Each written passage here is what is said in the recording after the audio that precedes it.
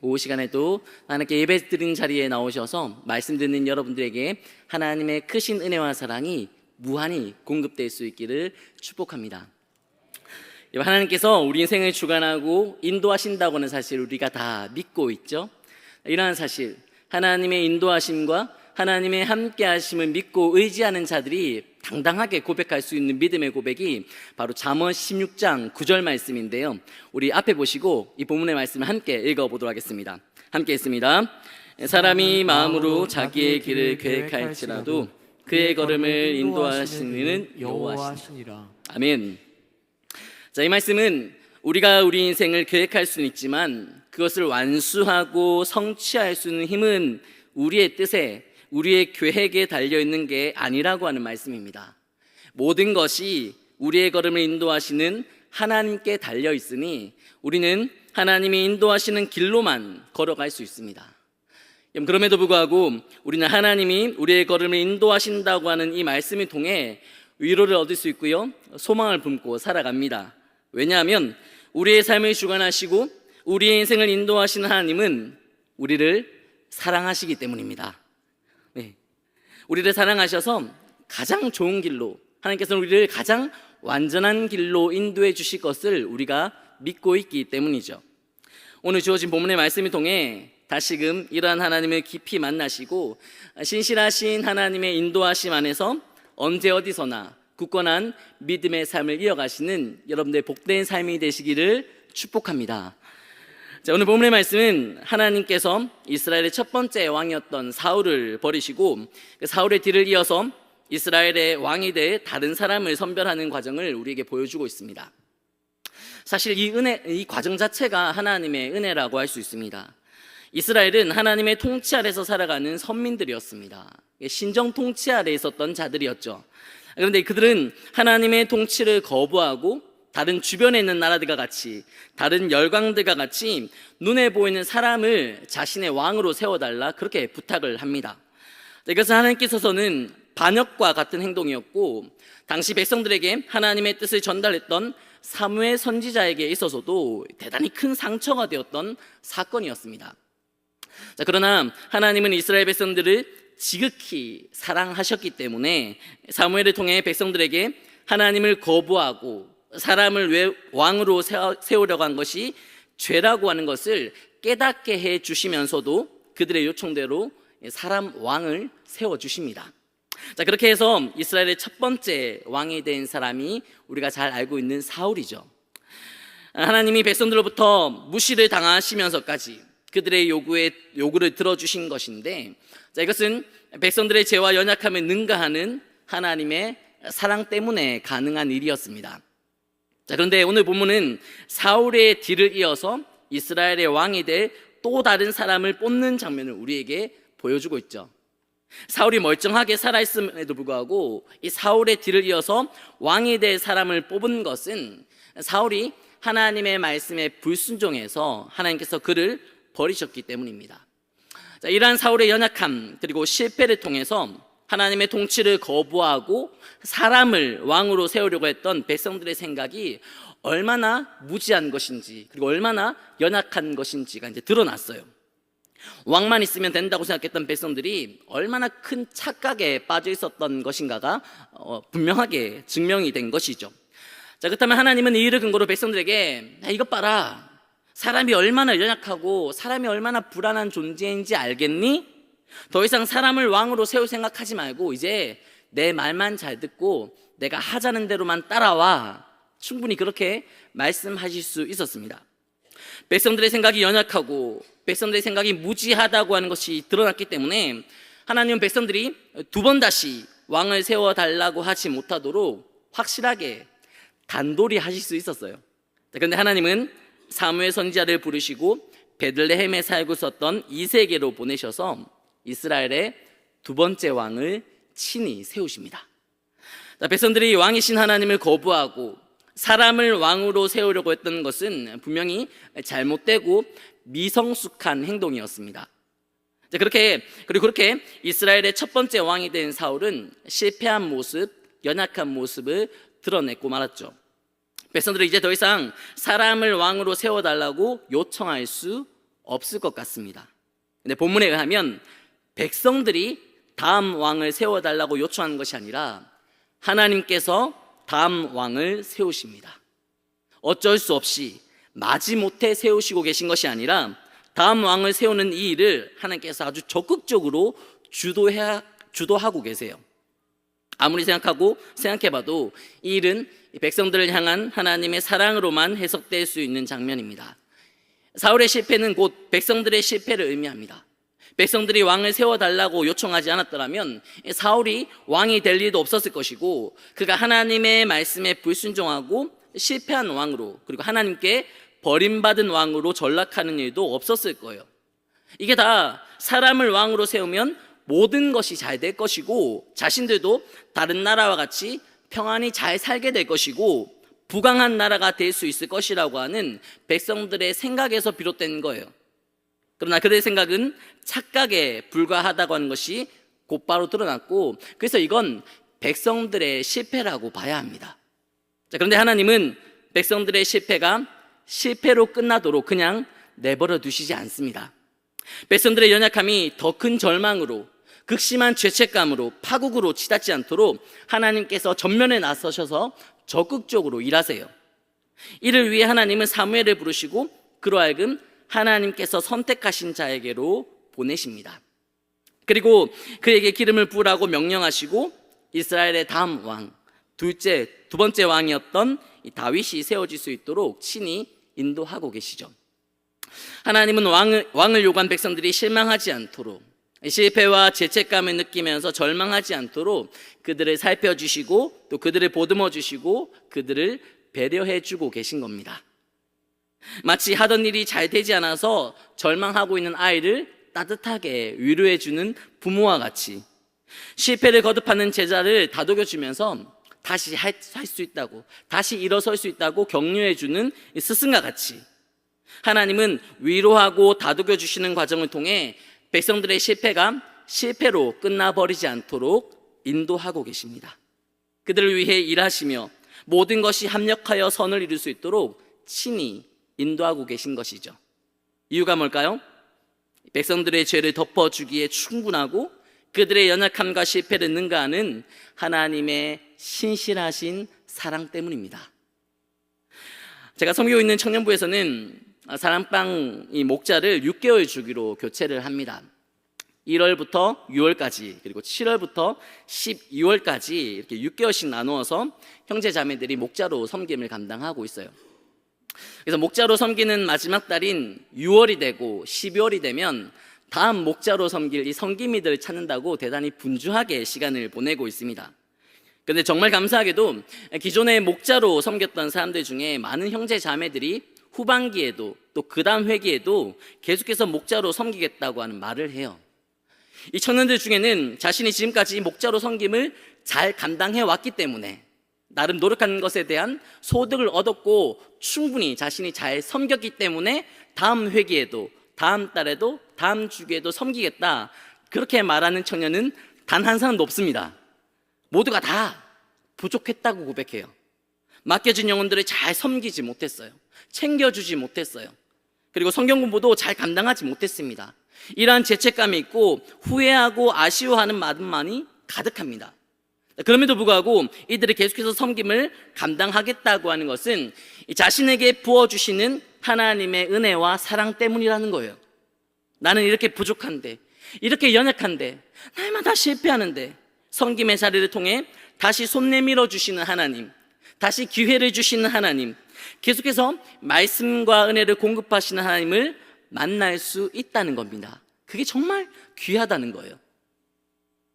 저는 이와 같이 부족하고 연약함에도 그걸 알고 있고 인정하면서도 하나님의 사랑에 대한 갈급함으로 또 하나님의 은혜에 대한 벅찬 감격으로 쉼없이 섬김의 자리를 감당하는 이 청년들을 보면서 우리 범어교회의 앞길에 소망이 있고 미래가 밝을 것이라 확신합니다. 그러나 이것은 저희 청년부에서만 일어난 일이 아니라 우리 모두가 지금까지 마주하고 있고 경험하고 있는 일들이죠. 저를 포함해서 우리 모두는 연약합니다. 섬기고 감당한 일을 돌아보면서 잘했다고 만족스러워하고 뿌듯해할 사람 아무도 없어요. 그런데 그렇게 연약한 우리를 하나님은 외면하거나 포기하지 않으시고 내버려 두시지도 않습니다. 예배의 자리로 부르셔서 다시 하나님 앞에 세워주시고 말씀을 통해 힘 주시고 위로해 주시고 사람들을 붙여주셔서 다독여 주시고 다시 일어설 수 있도록 은혜 베풀어 주십니다. 우리의 실패가 실패로 이어지지 않도록, 실패로 끝나버리지 않도록 하나님은 쉼없이 우리의 삶, 우리 인생을 인도하고 계신 겁니다. 결국 우리가 가진 자격으로가 아니라 하나님께서 쉼없이 베풀어 주시는 은혜로 우리는 주어진 사명의 길을 끝까지 계속해서 걸어갈 수 있는 것입니다. 이와 같이 보면은 백성들의 실패, 즉 인간을 왕으로 삼고 살아가려고 하는 욕망이 얼마나 헛되고 부질없는 것인가를 드러내는 것과 동시에 그럼에도 불구하고 그들의 실패가 계속해서 이어지지 않도록 주도적으로 일하고 계시고 회복을 위해 역사하시는 하나님의 은혜의 손길이 선명하고도 분명하게 증거되고 있는 것입니다. 자, 그런데 이와 같이 자기가 뛰어넘는 하나님의 은혜는 백성들에게만 적용되고 있는 것이 아니라 하나님이 세우시고 하나님이 사용하시려고 하는 사람에게도 동일하게 적용되고 있다는 사실이 본문의 말씀을 통해 드러납니다. 말씀에 불순종한 사울을 패하시고 다음 사람을 왕으로 세우기로 결정하신 하나님은 사무엘을 베들레헴에 살고 있었던 이새의 집으로 보내십니다. 그리고 이새의 아들 중에서 사울의 뒤를 이어 왕이 될 사람이 있다, 그렇게 말씀하시죠. 그래서 사무엘은 이새의 집으로 가서 이새와 함께 그의 아들들을 다 초청합니다. 그러자 첫째 아들 엘리압을 포함한 이새의 7명의 아들이 사무엘 앞으로 왔어요. 그런데 사무엘은 이새의 첫째 아들인 엘리압을 본 순간 그가 왕이 될 것이라는 확신이 들었고 더 이상 다른 아들은 볼 필요가 없겠다, 그렇게 생각합니다. 그 이유가 본문 6절에 등장하는데요. 우리 본문 6절 말씀 같이 한번 읽어보도록 하겠습니다. 함께 읽습니다. 그들이 오매 사무엘이 엘리압을 보고 마음에 이르기를 여호와의 기름 부으실 자가 과연 주님 앞에 있도다 하였더니, 사무엘은 이새의 장자였던 엘리압이 왕이 될 사람이다, 그렇게 확신합니다. 그 이유가 상세하게 기록되어 있지 않지만 단서가 될 만한 내용이 등장하고 있죠. 사무엘이 엘리압을 보고, 엘리압은 사무엘이 보기에 왕이 될 만한 충분한 자격을 갖추고 있었습니다. 아마 키가 크고 체격이 다부지고 듬직해 보이고 자신감이 넘치는 모습이었을 것이다, 그렇게 짐작할 수 있습니다. 그러나 하나님의 생각은 사무엘과 달랐습니다. 우리 본문 7절 말씀도 다시 한번 같이 한번 읽어봅시다. 7절 말씀 함께 읽습니다. 여호와께서 사무엘에게 이르시되 그의 용모와 키를 보지 말라. 내가 이미 그를 버렸노라. 내가 보는 것은 사람과 같지 아니하니 사람은 외모를 보거니와 나 여호와는 중심을 보느니라 하시더라. 사무엘이 외모, 즉 용모와 키를 보고 엘리압이 왕이 될 것이라고 예상했다고 하는 것이 이 본문의 말씀을 통해서 등장하고 증명되고 있죠. 그러나 하나님은 이미 엘리압을 버렸다, 그렇게 말씀하십니다. 그리고 사람은 외모 보지만 하나님은 중심을 보신다고 말씀하시죠. 자, 이 말씀은 엘리압이 밖으로 드러나는 외모와는 다르게 중심, 즉 내면의 아름다움은 가지지 못했다고 하는 것을 의미합니다. 자, 그래서 이번에는 둘째 아들 아비나답이 등장하고 그렇게 7번째 아들까지 사무엘 앞을 지나갑니다. 근데 그들 중 어느 누구도 사무엘, 아니 하나님의 선택을 받지 못합니다. 이러한 사실의 근거로 우리는 이세 아들들이 모두 중심, 즉 이 내면의 상태가 심각하게 망가져 있었다고 하는 사실을 알 수가 있습니다. 그래서 그들은 중심을 보시는 하나님께 선택받지 못한 것이다, 충분히 그렇게 생각할 수 있어요. 자, 근데 이세에게는 아들이 하나 더 있었습니다. 본문 11절 말씀 같이 한번 읽어보겠습니다. 11절 말씀 함께 있습니다. 또 사무엘이 이세에게 이르되 내 아들들이 다 여기 있느냐? 이세가 이르되 아직 막내가 남았는데 그는 양을 지키나이다. 사무엘이 이세에게 이르되 사람을 보내어 그를 데려오라. 그가 여기 오기까지는 우리가 식사 자리에 앉지 아니하겠노라. 자, 이세에게는 모두 8명의 아들이 있었는데 지금 그 자리에 막내는 없었습니다. 왜냐하면 그때 당시 막내는 들판에서 양을 지키고 있었기 때문에 그 자리에 초대받지 못했던 겁니다. 사무엘은 이세의 집에 왔을 때 이세에게 아들들을 다 데리고 오라고 요청했었습니다. 근데 이새는 자신의 7 아들은 불렀지만 막내는 부르지 않았어요. 왜 부르지 않았는지 알 수 없지만 추측은 가능합니다. 이새에게 있어서 이 막내는 그다지 중요하지 않았습니다.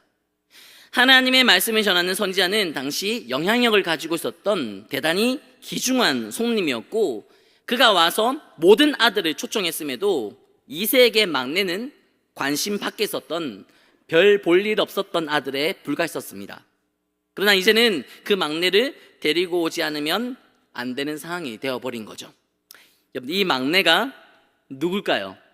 네, 본문 12절과 13절 말씀을 통해 확인해 보도록 하겠습니다. 우리 2절 말씀 함께 있습니다.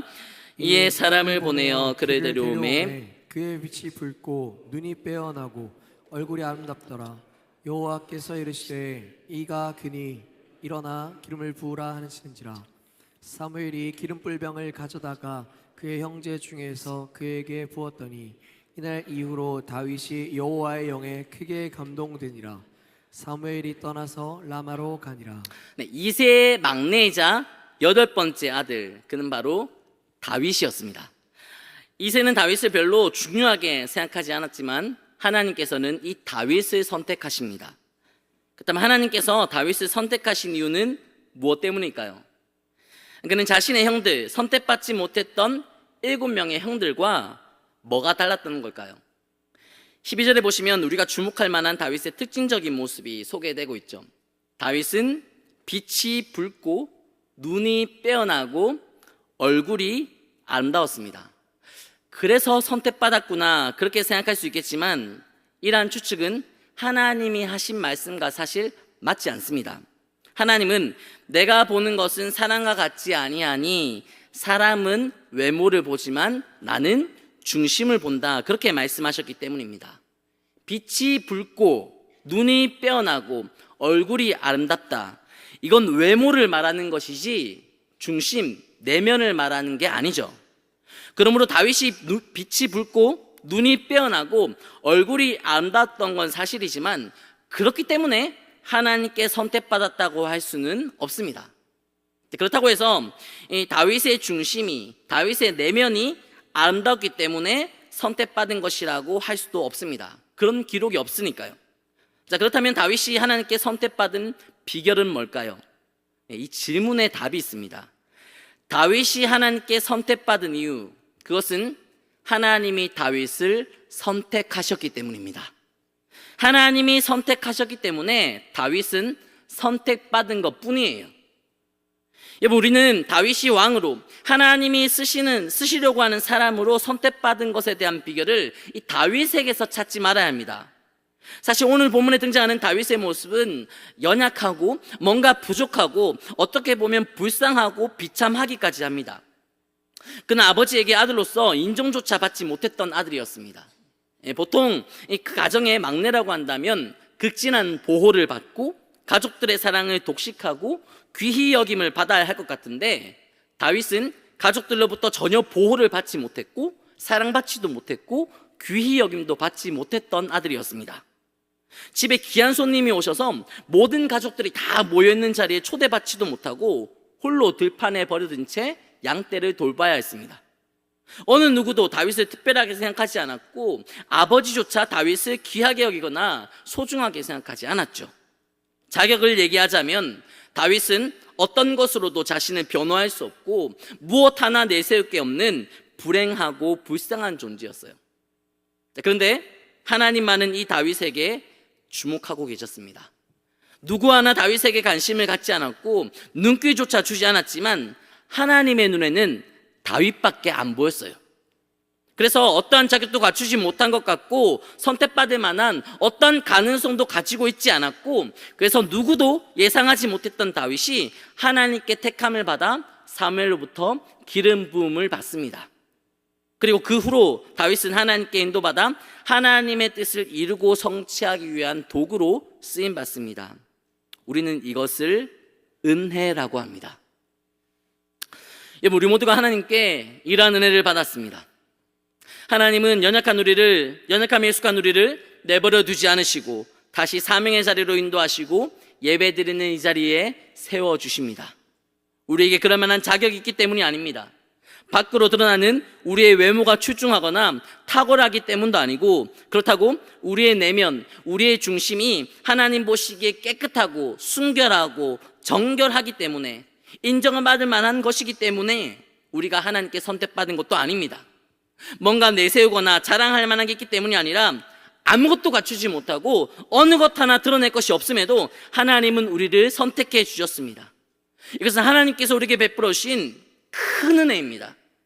우리 모두가 예외 없이 하나님께로부터 이러한 큰 은혜를 받았습니다. 그러므로 우리는 자신에게 주목하며 살아갈 수 없습니다. 자신을 드러내거나 부각시키기 위해 애쓰며 살아갈 수도 없어요. 오히려 자신에게 은혜를 허락하신 하나님께 감사하며 살아가야 합니다.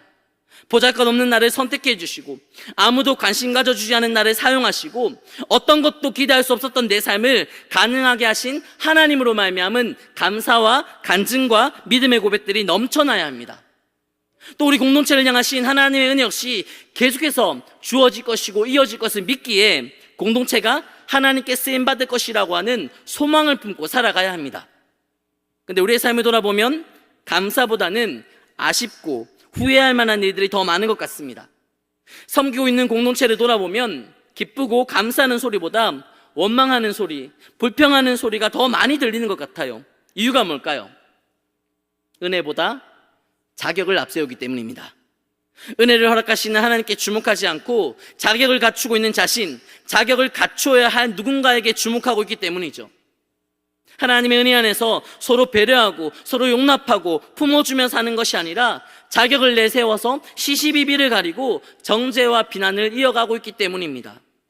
여러분, 그렇게 살면 나도 살 수 없고 우리가 속한 공동체도 절대로 설 수 없습니다. 성경에 보시면 하나님을 믿는다고 하면서도 자신이 갖추고 있는 자격에 대해 스스로 대단히 큰 자부심을 가지고 살았던 사람을 소개하고 있습니다. 이 사람의 이름은 사울입니다. 사울은 자신 스스로에 대한 자부심이 그냥 있었던 정도가 아니라 넘쳤던 사람이에요. 근데 그게 무리라고 할 수 없는 게, 사울은 정말 탁월하고 남달랐던 사람이었습니다. 그는 바리새인으로서 종교적인 열심과 열정이 대단했던 사람이었고, 언제나 맡은 일, 주어진 일을 최선을 다해 살았던 사람이에요. 기도하고 금식하고 구제하는 삶을 이 정해진 규율과 지침에 따라 엄격하게 지키며 살았습니다. 그것을 지키지 않으면 죄라고 생각했을 정도로 정말 철두철미하게 지키며 살았던 사람이 사울이에요. 게다가 사울은 당시 최고의 석학이었던 가말리엘의 가르침을 받으면서 가장 좋은 학문을 거치고 가장 뛰어난 엘리트 코스를 밟았던 사람이었습니다. 이렇게 종교적인 열심과 열심이 또 열정이 특심이었을 뿐 아니라 누구나 인정할 만한 엘리트로 살아왔기 때문에 누구 하나 이 사울의 자격에 대해 부족하다 생각하지 않았고 스스로도 그렇게 자부하며 살았던 것이죠. 그러나 사울이 가진 그 자격은 선한 용도로 사용되지 못합니다. 사울은 자신의 자격을 내세우고 자신이 가지고 있는 자격을 근거로 열심히, 정말 열심히 교회를 핍박합니다. 왜냐하면 사울은 하나님을 향한 열심이 특심이었고 최고의 학문 과정을 거치면서 삶의 규범이었던 율법을 익히고 배우고 암송하기까지 했지만 하나님께서 보내신 구세주 예수 그리스도를 믿지 않았고 영접하지도 않았기 때문입니다. 사울 자신을 위해 모든 것을 비우고 모든 것을 낮추고 모든 것을 내려놓으신 그 예수님의 은혜와 사랑을 깨닫지 못하다 보니 자신이 갖추고 있는 자격을 내세워서 열심히, 정말 열심히 교회와 성도들을 핍박했던 것이죠. 근데 이 사울이 예수님을 만납니다. 자신이 만나고 싶어서 만난 것이 아니고 찾고 싶어서 찾았던 것도 아니에요. 오히려 사울은 적극적으로 예수님을 부정했고 예수님에 관한 믿음을 부정하며 살았습니다. 거부하며 살았어요. 그게 맞다고, 그게 옳다고 생각했기 때문에 예수님을 믿는 자들을 핍박하고 옥에 가두는 일을 아무 거리낌 없이 정말 최선을 다해 감당했던 사람입니다. 그런데 그런 사울에게 예수님이 일방적으로 찾아오십니다. 그리고 이 사울을 깊이 만나주시죠. 그리고 그가 가지고 있는 모든 것들, 그가 자랑스럽게 생각했던 모든 자격들을 비우고 내려놓고 버리게 하십니다. 그리고 복음을 핍박했었기 때문에 도무지 복음을 전하지 못할 것 같았던 그가, 복음을 전하면 안 될 것 같았던 그가, 복음을 전할 만한 자격이 전혀 없을 것 같았던 그가 온 세상과 열방을 향해 복음을 증거하는 전도자가 되고 예수님을 전파하는 선교사로 살아갈 수 있도록 친히 인도해 주십니다. 그렇게 변화된 사람이 바로 사도 바울입니다. 복음을 핍박하는데 열심과 열정을 가지고 정말 최선을 다하며 살았던 사울이 예수님을 만나고 예수님 손에 붙들리게 되자 복음을 증거하는 열심과 열정에 사로잡힌 바울로 변화가 일어난 것이죠.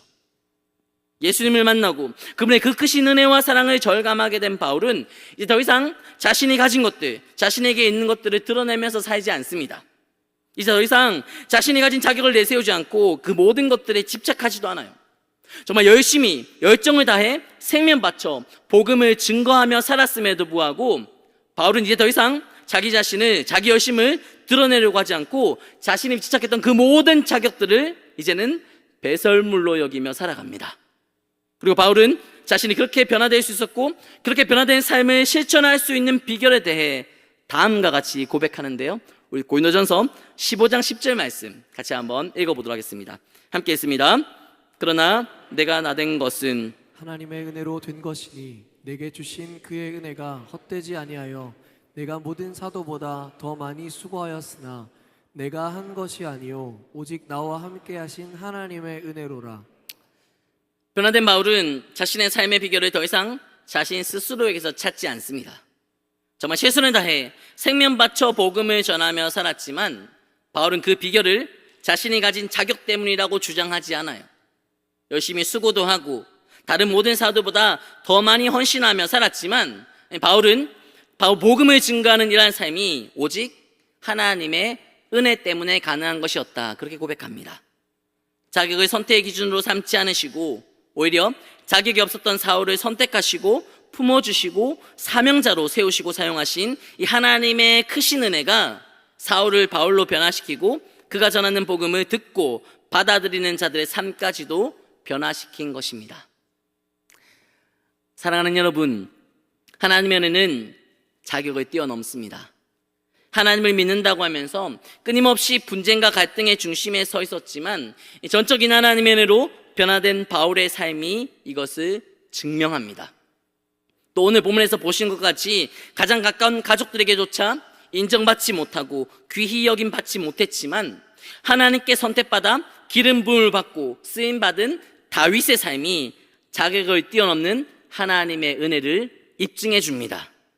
성경에서 하나님께 택함을 받고 쓰임받은 모든 사람들은 바로 이와 같이 자신이 가지고 있는 자격 때문이 아니라 전적인 하나님의 은혜로 위대한 믿음의 삶을 살아갈 수 있었습니다. 무엇보다 우리의 삶이 이러한 사실을 증명하고 있죠. 늘 죄를 짓고 늘 실패하고 넘어지는 우리가 거부할 수 없는 하나님의 은혜로 인도받아 지금도 여전히 예배드리는 이 자리를 성수하고 있습니다. 자격으로 따지자면 어떠한 자격도 갖추지 못하고 드러낼 것 하나 없는 우리가 직분 맡은 자로, 가르치는 자로, 봉사하고 헌신하는 자들로 쓰임받고 있습니다. 이러한 사실을 믿고 인정하고 기억하며 하나님의 은혜만을 앞세울 때 우리는 자격뿐만 아니라 보이는 상황과 환경까지도 뛰어넘는 믿음과 감사의 고백을 이어갈 수 있습니다. 그리고 자격보다 앞서는 은혜가 우리가 섬기는 공동체 안에 넘쳐날 때 아낌없는 나눔과 섬김과 사랑이 실천될 수 있어요. 그리고 그렇게 자격보다 은혜를 앞세울 때 우리를 부르시고 인도하시고 사용하시는 하나님이 더욱 선명하고도 분명하게 증거될 수 있고 어떠한 상황 속에서도 흔들리지 않는, 또 요동하거나 넘어지지 않는 단단한 믿음의 공동체가 될 수 있습니다. 그리고 이러한 은혜를 허락하신 예수님을 따라 세상 속으로 나아갈 때 수많은 영혼들을 생명의 길로 인도하는 데 귀하게 쓰임받는 우리 범호교회가 될 줄 믿습니다. 특별히 이제 무더운 여름이 시작되면서 우리 교회 다음 세대를 섬기는 각 부서에서 여름 성경학교와 수련회를 준비하고 있습니다. 저는 모태신앙이기 때문에 성경학교와 수련회 관련된 소중한 추억들을 많이 가지고 있어요. 특히 이러한 여름 살기 형통하게, 안전하게, 그리고 은혜롭게 잘 진행될 수 있도록 수고하고 헌신해 주었던 성도님들의 모습이 아직도 눈에 선합니다. 하나님의 은혜를 아는 자들로서, 그 하나님의 은혜를 받은 자들로서 자신을 드러내지 않고 아낌없는 열심과 헌신과 봉사와 희생을 감당해 주신 그분들을 통해 저는 하나님의 은혜를 목격할 수 있었고, 또 하나님의 은혜를 마주할 수 있었고, 또 그 하나님의 은혜를 증거하는 자가 될 수 있었습니다.